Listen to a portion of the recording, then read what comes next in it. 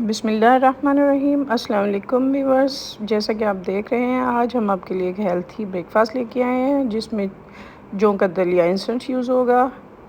आधा कप जौ का दलिया जो बाज़ार से तैयार मिलता है वो इंस्टेंट जौ का दलिया। 2 चम्मच इसमें जाएंगे चिया सीड और हाफ़ टी स्पून इसमें जाएगी सिनेमन पाउडर यानी कि दालचीनी का पाउडर। ये सारी चीज़ें सेहत के लिए बहुत मुफीद हैं और इसमें हम आलमंड मिल्क भी यूज़ कर सकते हैं और फ़ैट फ्री मिल्क भी यूज़ कर सकते हैं। दूध का 1 कप जाएगा और इसमें हम बनाना का इस्तेमाल करेंगे जितना आप पसंद करें।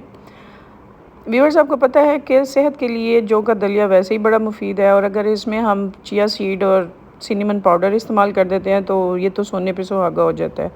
फ़ैट फ्री, कार्बोहाइड्रेट फ्री, ये बहुत अच्छा नाश्ता है सबके लिए सेहतमंद लोगों के लिए भी और बीमार लोगों के लिए भी। आप इसको रात को फ्रिज में रख दें, सुबह उठने